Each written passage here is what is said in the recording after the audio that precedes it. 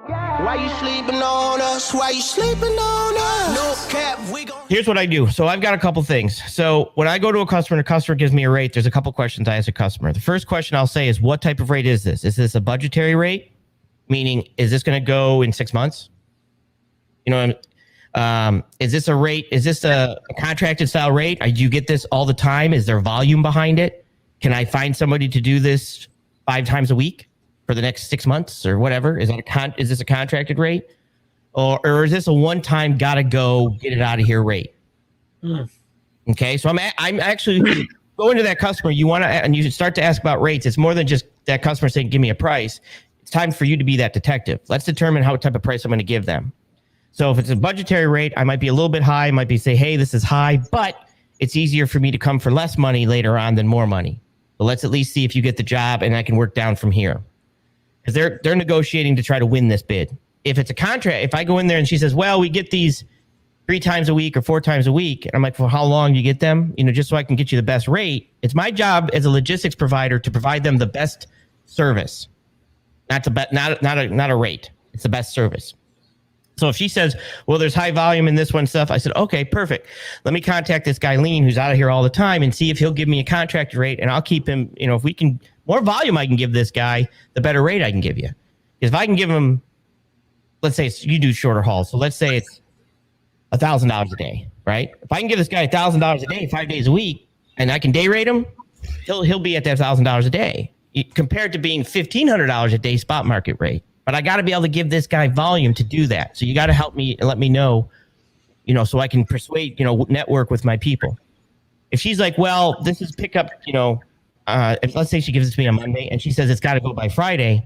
Well, I know, is this a one-time deal? Yeah, just we only service these guys like every 3 months. You know what I mean? We give them one load every 3 months. All right, now we're looking at a spot market rate. I've got a deadline of Friday. You see, she gave me a deadline of Friday, so now I've got to give her a spot market rate. Spot market. So now when I'm going in there as a broker, I'm determining those rates. Now, this is what a good broker does. I'm not saying all brokers do this. I'm just saying somebody that has been doing this for a long time. So when I go and give that price, I need to, because I want volume. Let me give you an example. I know you like the spot market as a driver right now, right?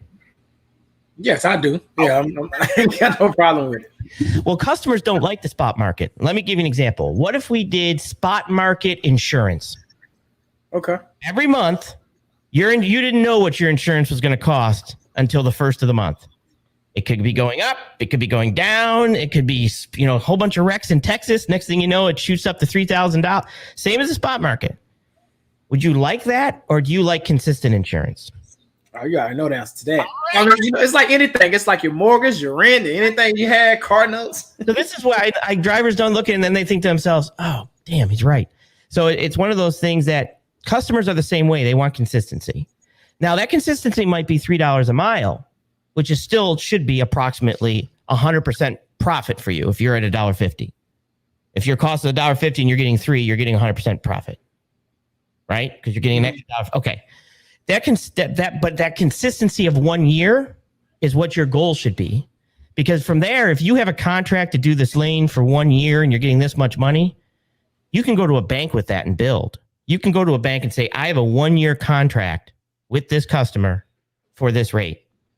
And you now have something. Does that make sense? Mm-hmm. So your goal because remember, when they look at a broker, they technically should be looking at me as something that gives them volume discounts, because I have access to a lot of carriers. So when they look at you, they're hoping not just to get a cheaper rate, but a consistent rate sometimes. So when they look at you, if they're looking at you and they want to get you a rate and they say, "Hey, can you do this for cheaper?" Your first question should be, "How much are you going to give me? You going to give me a load every day?" Because if you can give me a load every day, I could be that price. But if you just go in there and look at that one load as being cheaper, you're not asking the right question. Because you have to say, "Okay, you want me to be cheaper. That's the trade-off. What's the trade-off?" Your trade-off is no. But what if the trade-off was, "We can do this for a year at this price"?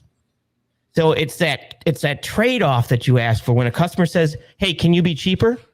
You need to negotiate back with them. And what's the trade-off? Can I be cheaper? Sure. Can you give me this every day? Can you give me freight every single day out of here? I can give you contracted rates, discounted rates, if you give me freight every day.